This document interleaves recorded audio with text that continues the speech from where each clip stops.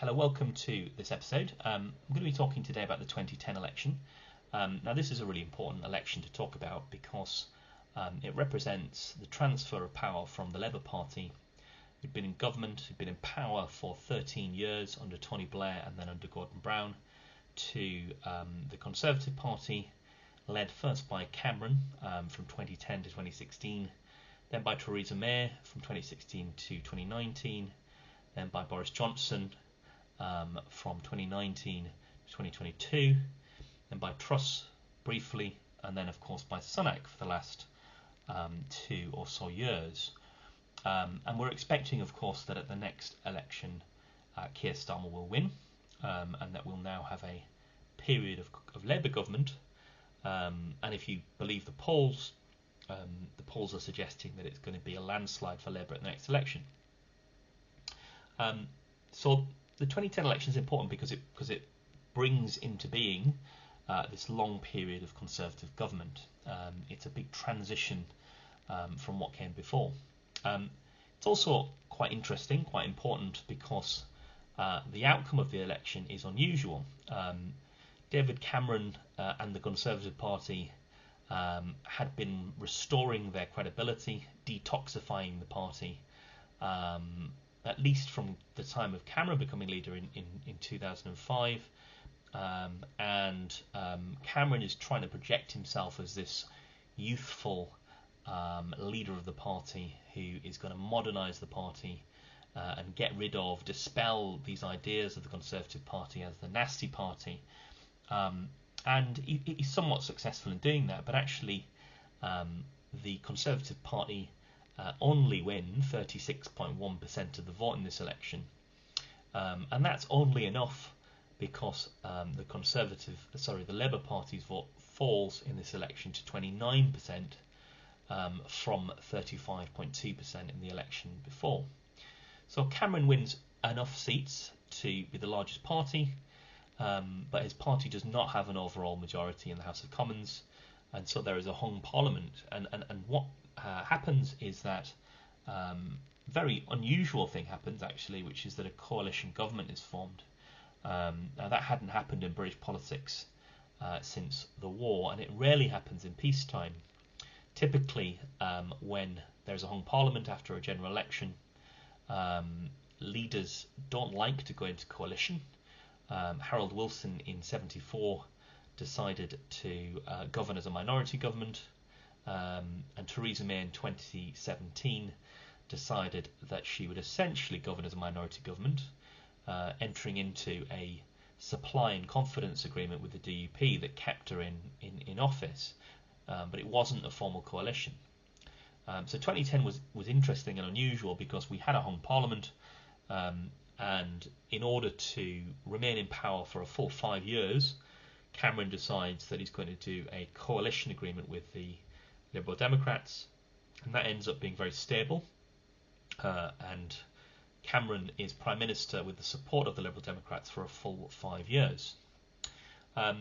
So that's why the election is important, for two key reasons.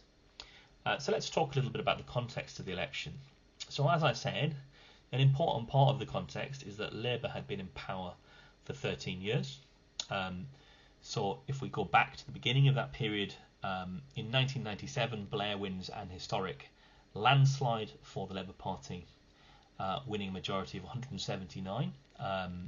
He then fights another election in 2001, and Labour win a majority, another landslide of 167. And then in 2005, with the popularity of the party and of Blair himself falling somewhat, he wins a third decisive election victory with a majority of 66. But as I say, by that time, the popularity of Labour had fallen to 35.2% in the polls. So he's winning a majority and a very significant majority in 2005, but largely as a quirk of the first past the post system, which tends to give a massive winner's bonus to whoever becomes top in the polls. So that's really important to note, because going into the 2010 election, the Labour Party have already, by 2005, lost a lot of their support. And what happens in between the 2005 election and the 2010 election is that Blair stands down. Now, he'd promised to do that. He'd actually promised to do it ages ago. It's that famous moment between Blair and Brown around 1994 when John Smith dies. They're discussing who should become leader of the party, and apparently in an Indian restaurant, Blair decides or agrees, with Gordon Brown that he'll become leader, and he agrees that at some point in the future Gordon Brown will take over as Prime Minister. So that eventually happens in 2007, and it's good timing for Blair. He's an unusual Prime Minister in that he decides the time of his own leaving, and he goes out at the peak of his power. Very, very good timing. So he does 10 years. He's obviously damaged his reputation because of the Iraq War in 2003, and the fact that no weapons of mass destruction were found in Iraq, and so he's tarnished really Blair by this idea that he lied to the country, that we went to war with Iraq on a false pretext, and in the face of one of the largest demonstrations in London that the country's ever seen. Somewhere in the region of 500,000, a million, well, I think 2 million actually, people on the streets of London, depending on who you believe, protesting against that war in 2003. Anyway, that's a tangent. Gordon Brown becomes leader in 2007, and so he's quite unlucky, and he's also unfortunate for other reasons. He's been Chancellor at this point, Chancellor of the Exchequer for 10 years, and so one way of seeing Blair's period of office is that actually Blair focused quite a lot on foreign policy, whereas Brown had more control over domestic policy. He used his position of Chancellor to do what he wanted to do domestically, and so you had lots of policy changes that were to do with the benefit system, so things like child tax credits, working people tax credits, that were used to bring down pensioner poverty, bring down child poverty, and so Brown as Chancellor has significant domestic achievements as Chancellor, but the consequence for him as Prime Minister is that he's already done a lot of what he wants to do domestically by the time he takes over in 2007. So he's a Prime Minister that is running out of ideas, reminiscent really of John Major between 1992 and 1997. So he's running out of ideas. He's also unfortunate in that in 2008 there's the global financial crisis, and this results in the biggest recession to hit Britain since the Great Depression in the 1930s, and it means that Gordon Brown has to take on a role both domestically and internationally in trying to deal with that crisis. Now he's regarded as dealing with it quite well, but dealing with it requires bailing out the banking sector in Britain, taking over whole banks, to the cost of hundreds of billions of pounds. And just like the Conservative Party had been damaged in 1992 by Black Wednesday, the financial crisis, even though Brown deals with it quite well, what the Conservative Party managed to do is to spin the story and say that this was a crisis caused by Labour's reckless spending, and a whole narrative develops around the idea of the budget deficit. And essentially what Cameron says to the country is that Labour's reckless spending has resulted in this very large budget deficit, and that the task of his government is to reduce that deficit. And essentially the press and all of the parties, including the Labour Party, the Liberal Democrats, the Conservatives, all of the parties, all of the main parties at least, agree with that narrative, and so they all go into the election promising what comes to be known as austerity. So that is cutting government spending and increasing taxes. And it's only really the left of the Labour Party and the left more generally who are challenging that narrative of austerity.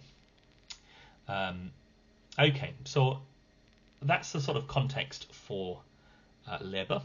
For the Conservative Party, Cameron had become leader in 2015, and Cameron had become leader in the context of the party having had some pretty unsuccessful leaders between 1997 and when he takes over in 2005. So you had William Hague, you then had Ian Duncan Smith, and then Michael Howard.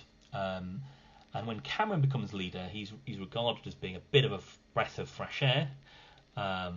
He's on the liberal wing of the party.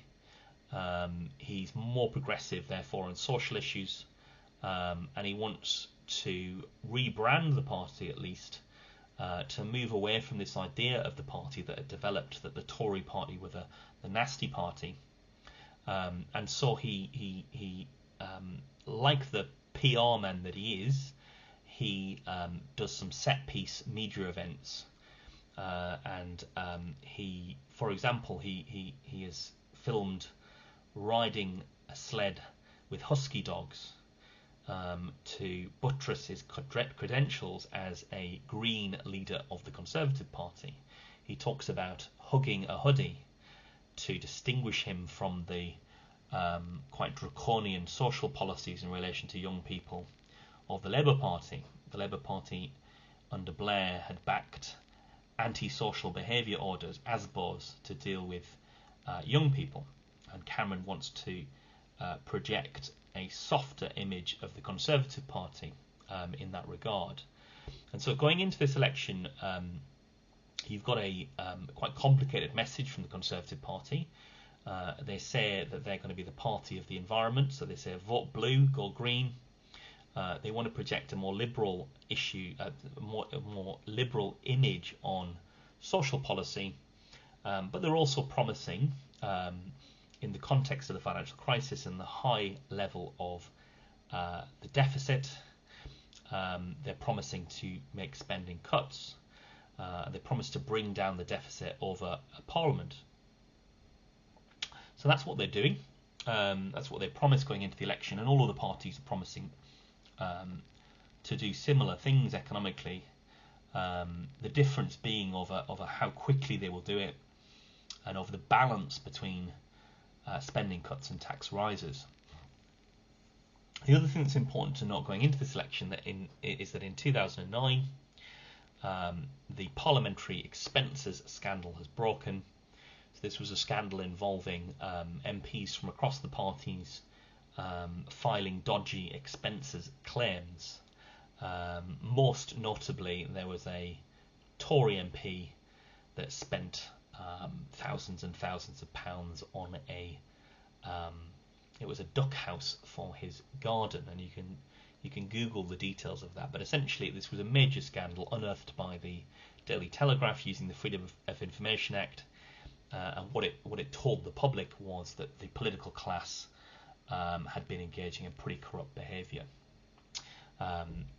Okay, so as I've said, the main parties go into the election with major agreement between them, particularly over the need to control public spending.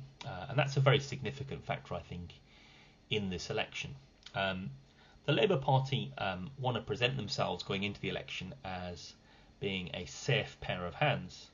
Now, this is interesting because it's normally the Conservative Party who go into an election with that message. In other words, the Conservative Party typically go into elections saying you can't trust the Labour Party with the economy. And so the fact that the election is about the economy, you could regard as being difficult for Labour, because the Conservative Party are typically the party that are trusted with the economy. And so if that's the most salient issue going into the election, you might expect the Conservative Party to win. But essentially the Labour Party say, look, we're on the right track. Gordon Brown has provided very good leadership during this moment of crisis, and it's a big risk to change course now and go with the Conservative Party. The Conservative Party, meanwhile, are projecting the Labour Party as being the problem for the economy. Cameron argues that it is Labour's reckless spending that's got us into this mess, and he's got this rather weird idea called the Big Society. Now, the Big Society, the idea of it was that it's kind of acknowledging that the government's going to have to cut spending and therefore cut the size of the state. And the party do lean into that. After all, you know, there is a Thatcherite element to this party and to Cameron. So it acknowledges that they're going to have to make cuts. But what it says is, what we're really doing is we're giving you the opportunity, you, the public, to get involved in the government of Britain, whether that is through charities or community groups or civil society organisations. And as the 2010 election manifesto says, we would like to give you an invitation, it says on the front page, an invitation to join the government of Britain. So it's quite an unusual pitch, and it doesn't really resonate with the voting public, I would argue. And essentially what the Tories are saying is, we'll sort out the mess that the Labour Party have left. The Liberal Democrats are in an interesting position in this election. They are pretty popular. They'd had their best election result ever in 2005 under Charles Kennedy. Kennedy had then stepped down and gave way to Nick Clegg. And Clegg goes into the election promising that whoever becomes the largest party in the event of a hung parliament, they will support. And their major pledge going into the election, which becomes quite important because they end up going back on it in office, is that they pledge to scrap tuition fees.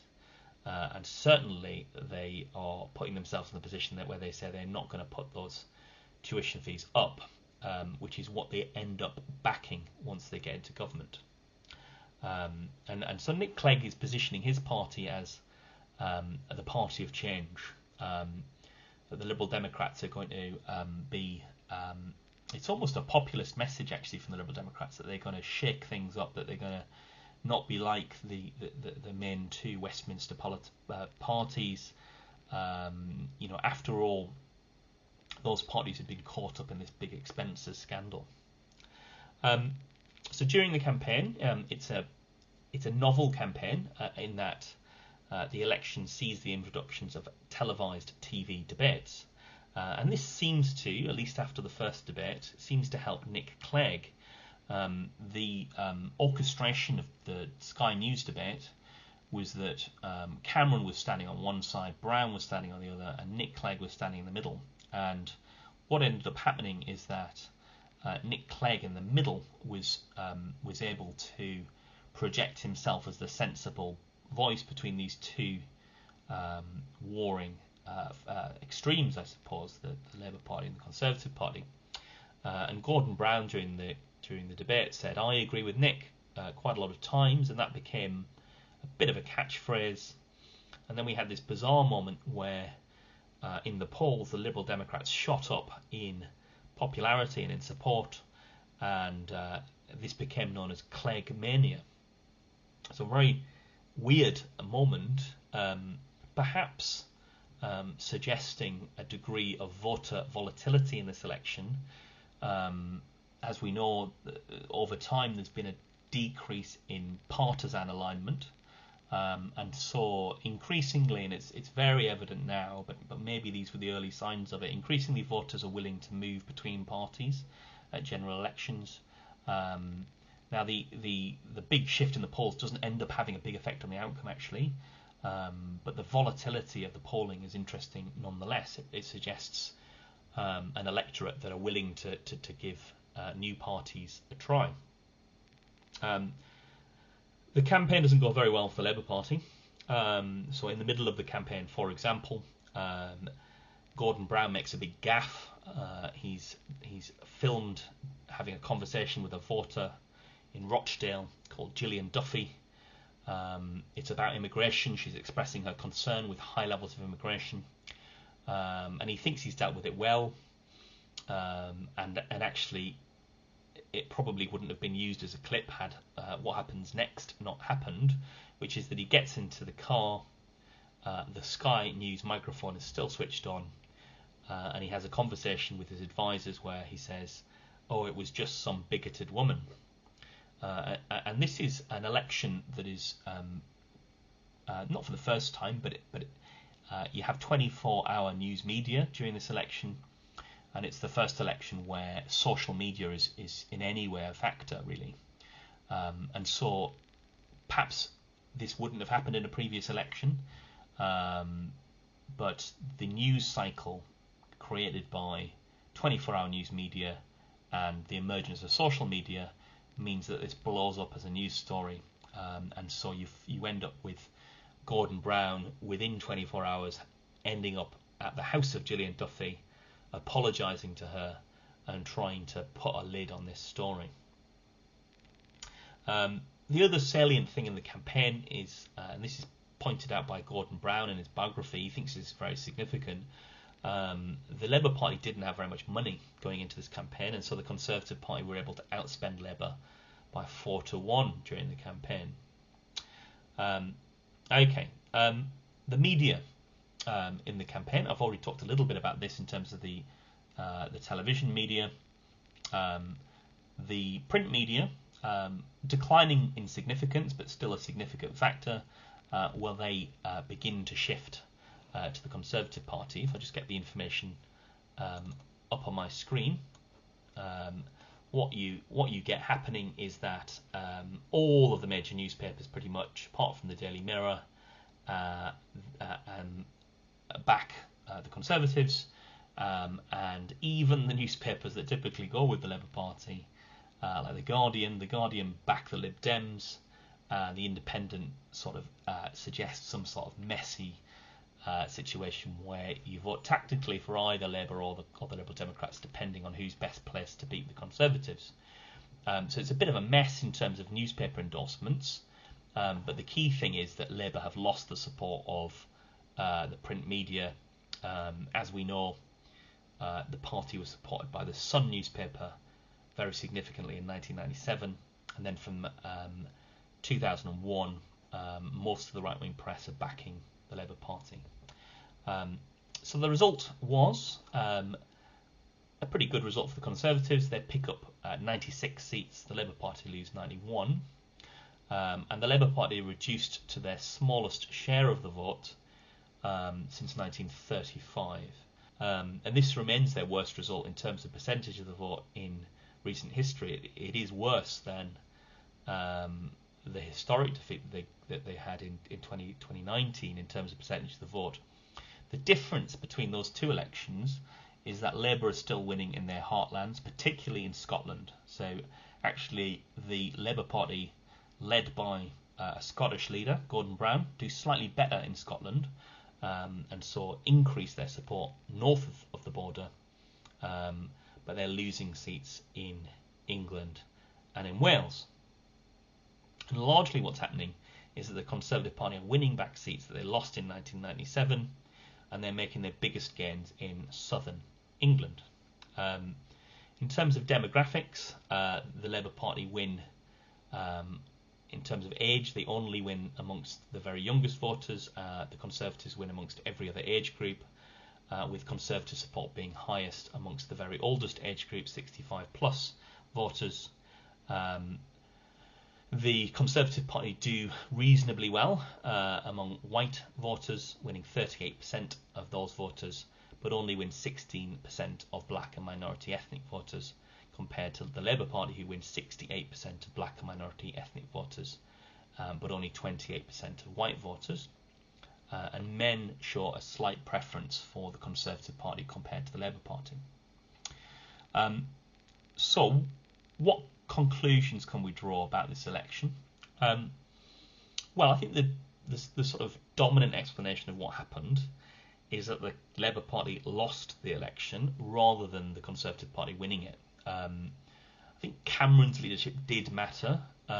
He has modernised the party. He's moved the party to the centre ground, and there's been some degree of detoxifying that's gone on. and he does successfully blame Labour for some of the issues that come about as the result of the financial crisis. So there was some skillful leadership involved, and perhaps without that, the Conservatives wouldn't have been able to capitalise on the Labour Party's woes. But on the other side of the coin, you've got a Labour Party that have been in office for 13 years, a Prime Minister in the person of Gordon Brown who's running out of ideas by this point. He shows good leadership during the financial crisis, but in terms of some of the qualities that Blair had, he lacked them. So he was not, for example, very good at speaking to the electorate. Steve Richards, the political commentator, often says that one of Blair's key strengths was being a political teacher. In other words, what he excelled at as a politician was speaking to the electorate, convincing them of a case that he'd put forward. Whereas Brown, like Corbyn, for example, felt much more comfortable speaking to people who were already convinced, speaking to the Labour Party, for example. And that's not a very good quality of a political leader. You need to be able to speak to the electorate and convince them of a case. So he's run out of ideas. It's a long period of Labour in charge. He lacks some of the leadership skills necessary of a political leader.